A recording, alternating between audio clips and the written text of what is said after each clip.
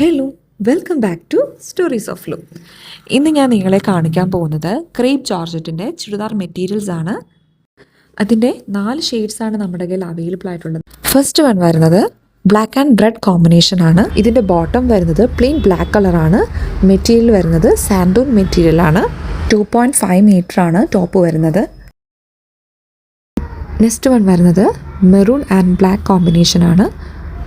ഇതിൻ്റെ ബോട്ടം വരുന്നത് plain maroon ആണ്.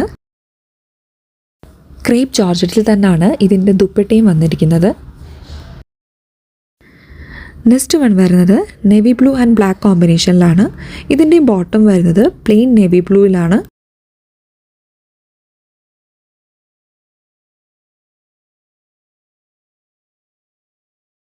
ലാസ്റ്റ് വൺ വരുന്നത് യെല്ലോ ആൻഡ് ബ്ലാക്ക് കോമ്പിനേഷനിലാണ്. ഇതിൻ്റെയും ബോട്ടം വരുന്നത് പ്ലെയിൻ യെല്ലോ കളറാണ്.